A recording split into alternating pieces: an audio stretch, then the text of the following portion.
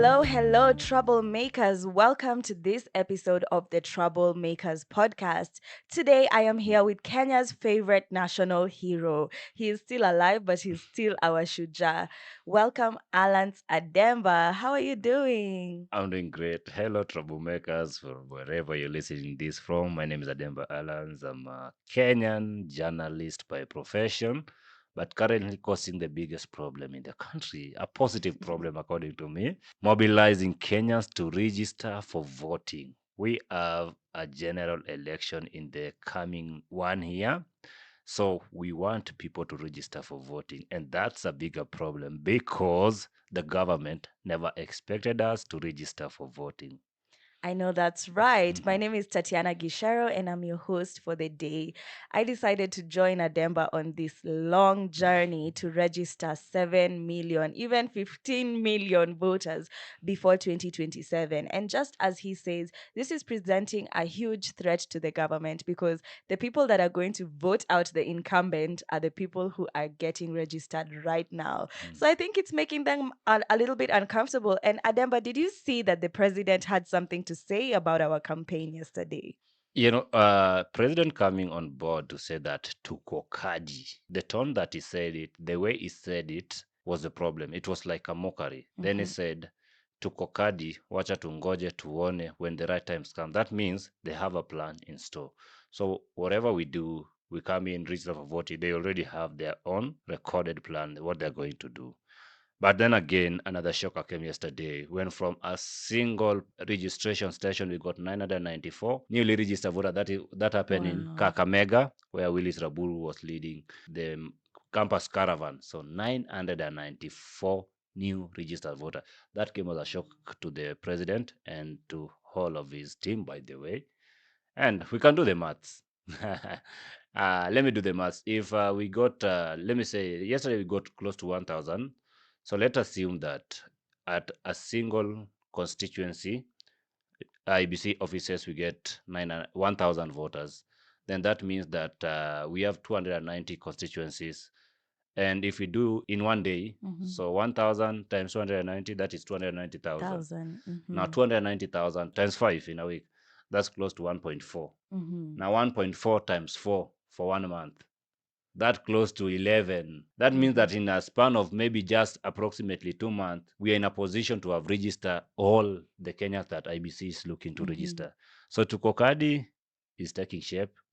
It's heading in the right direction, and hopefully we are going to get all the 6.3 million Kenyans that IBC is looking to bring on board as new voters. And I think just to zoom out a little bit and give Mhm. our listeners some context, especially for those listening from other parts of the world, the IEBC Independent Electoral and Independent Boundaries Electoral and Commission. Boundaries Commission set out a target of registering 6.8 million voters ahead of 2027. In the last general elections in Kenya in 2022, Ademba, how many young voters did we have that did not come out to vote and that did not register? I think there were 8 million.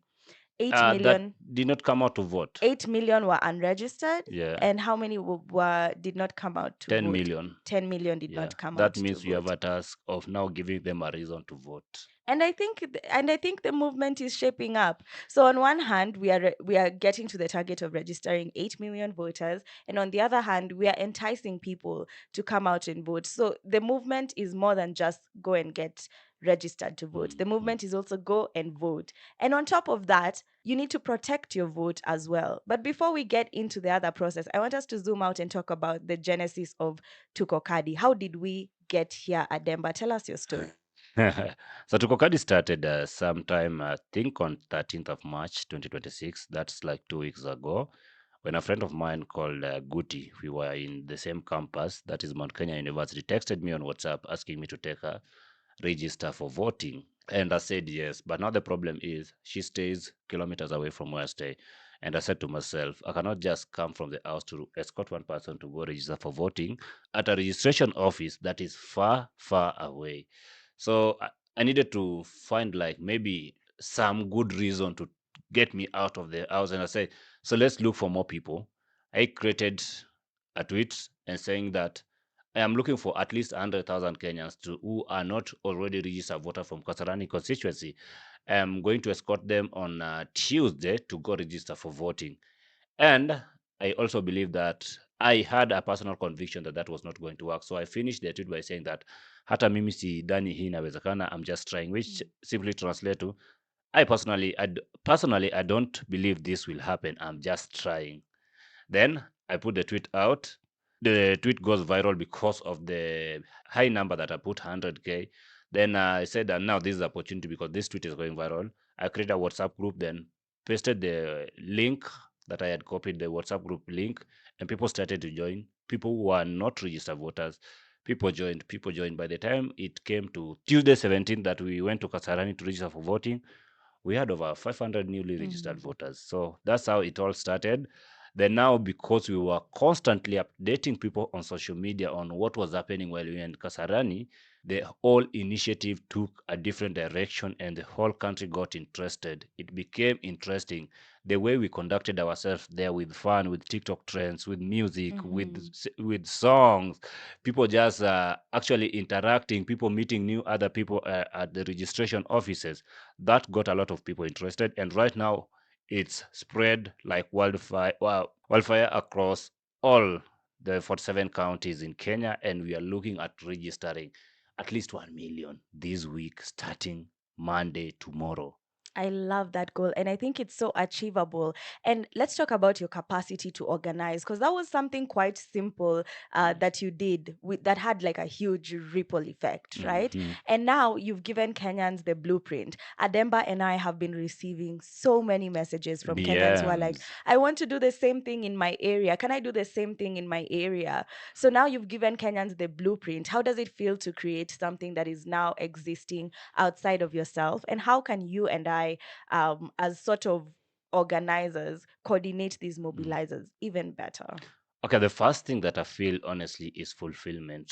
Mm. I feel like I fulfill something that even the government, the IEBC itself, had no idea how they are going to do it.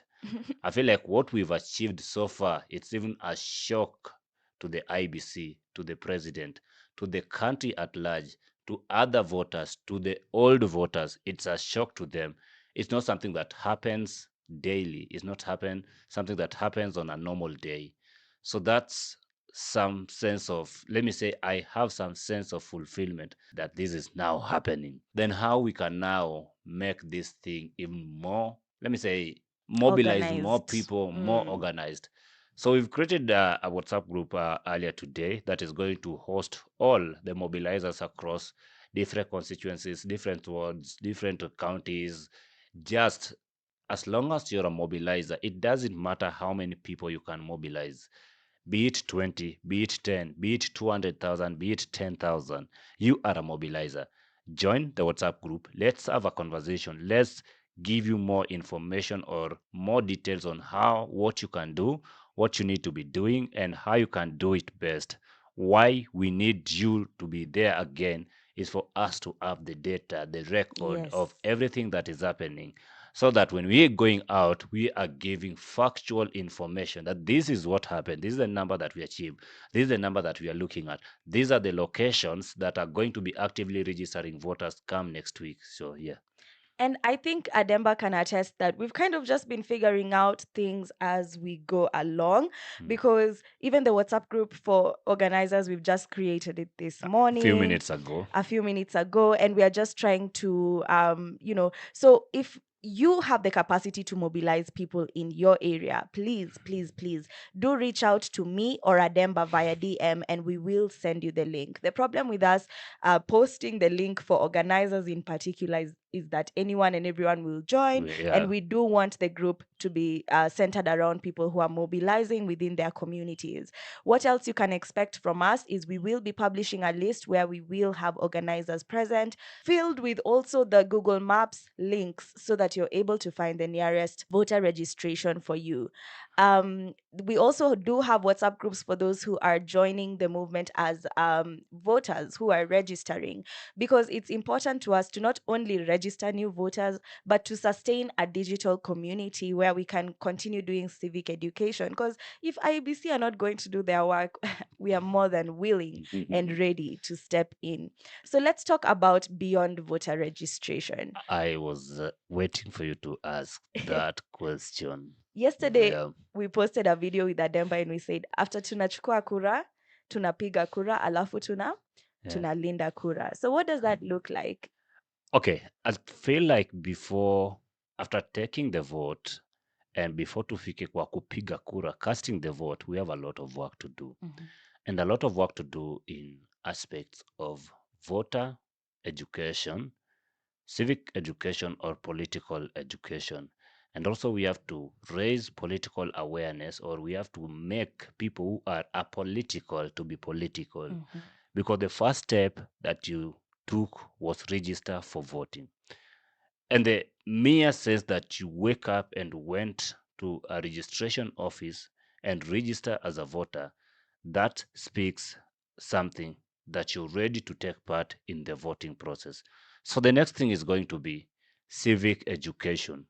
Who are the leaders that you are going to elect? We are not going to tell you specific that elect Ademba, but we can at least give you the qualities of a good leader, their track record, what they have been doing, and go through their manifestos and agendas and tell you that this person is worth electing, and this person, if you elect him, don't come back complaining about what happened.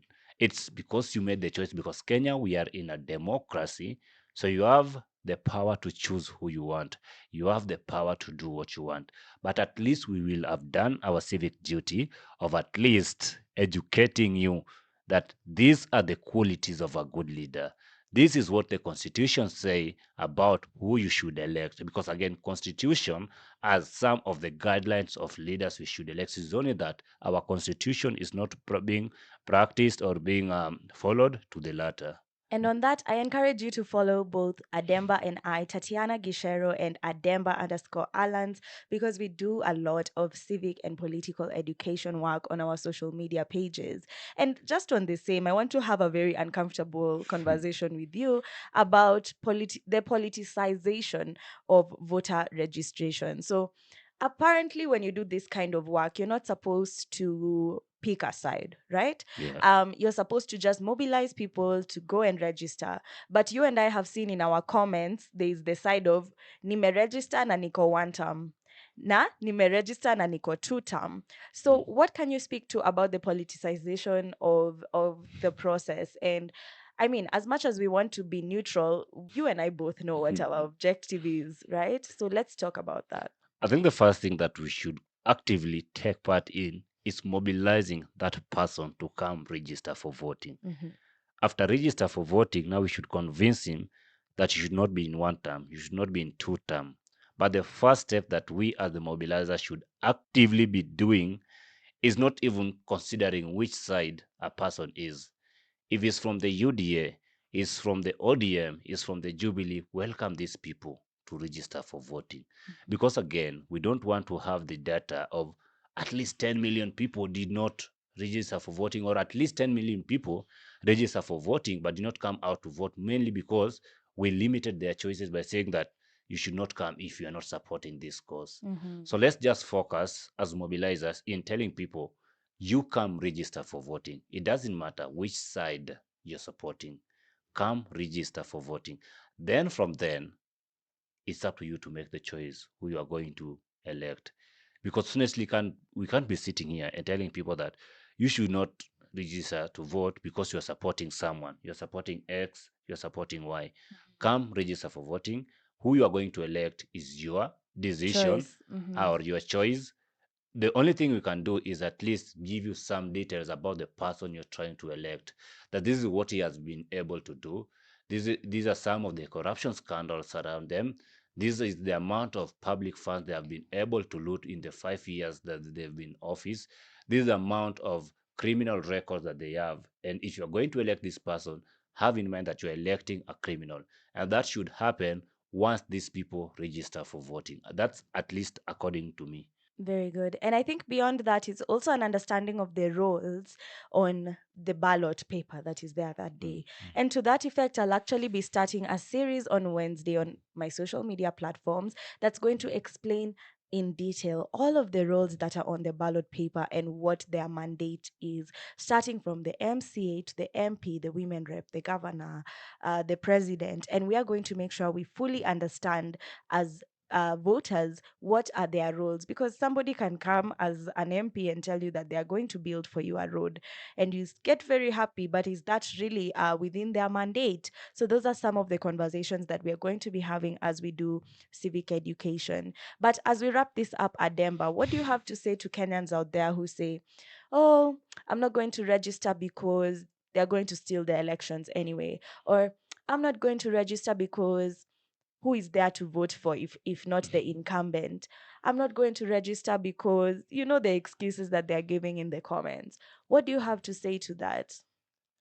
You not taking part in voting can only go two sideways. You not taking part in voting means that you are voting in a bad leader. Mhm, And you not taking part in voting means that you are not voting in a right leader. mhm, Because when you say that I'm not going to vote because you don't, my vote will not make a change. What if the winner and the loser just had a difference of one vote? And the loser is the right leader. So your vote could have made change. Let's say you are 10 people who have not gone to cast their votes because you feel like, oh, they will steal after all. What if they don't steal? mhm. In Kenya, we have a common phrase, siri ni numbers, which simply translate to The the secret secret is is numbers. numbers, big numbers.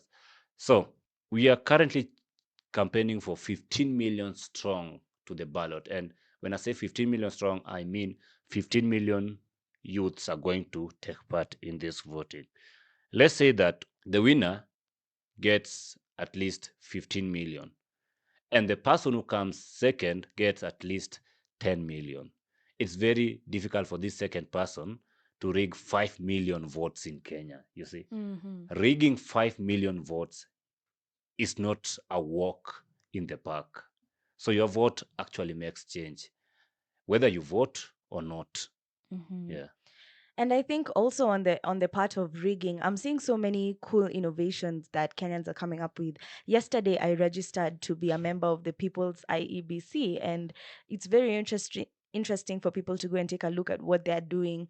They're running a parallel system to ensure that the votes are well counted and well managed in 2027. So I think this is also just a clarion call to Kenyans everywhere to use your capacities in the best way you can to ensure a free, fair, and favorable election ahead of 2027. Yeah. So I don't want to keep you guys here for too long, but I hope you've picked something from this conversation about the cool things that are happening in Kenya. But maybe as we close off, Ademba, what does this mean for Africa and the rest of the world, what we are doing here? Kenya has always been the trendsetter when it comes to Africa, when it comes to the world, and Kenya Gen Z are always studied by different countries. Mm, And what we are doing right now, I have seen Tanzania have now started asking themselves, why didn't we do this? Because their population is way higher than mm, ours. Why didn't we do this?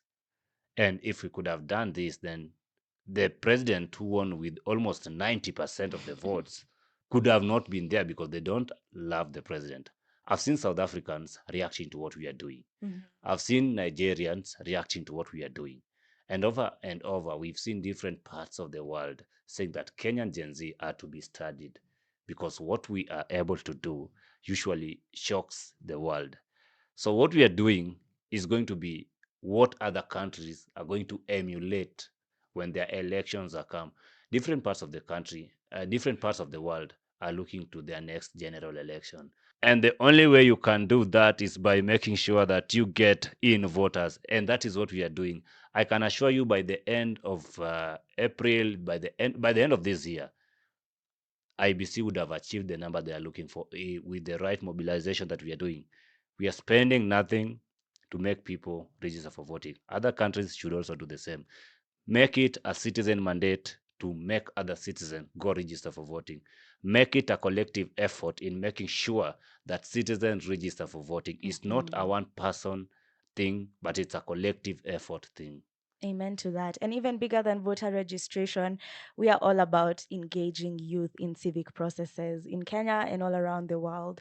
So our struggles are very much connected. And here in Kenya, we are willing and able to work with activists from around the world who are trying to engage their youth in the civic and political process.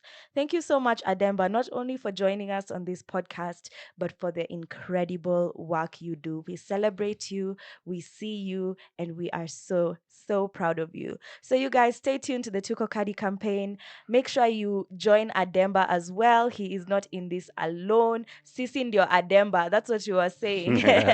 So if you can mobilize people in your community, reach out to us. Our DMs are very much open, and make sure you show up to register. Make sure you show up with your friends who are unregistered, and let's get 15 million young Kenyans casting their votes in August 2027. Asante sana. My name was Tatiana Gicheru, and it has been a pleasure being here on the Troublemakers podcast. Thank you, troublemakers, for having us, and that's been our time. We are going to continue making trouble and more trouble. Positive trouble, by the way. Thank you. Viva! Hi! We hope you enjoyed the conversation on this episode of Troublemakers and feel inspired to stir up some good trouble in your own community. Do feel free to check out our other episodes and subscribe to Troublemakers Podcast in your preferred podcast app. You can follow us on Instagram and Facebook as troublemakers.podcast for all the latest updates, behind-the-scenes content, and sneak peeks of what's coming next. We also love to hear from our listeners. You can email us via troublemakersthepodcast@gmail.com or simply drop a DM through our social media. And hey, if you enjoyed this episode, take a moment and share it with a friend or leave us a review. It really helps us grow our community of troublemakers. Keep shaking things up.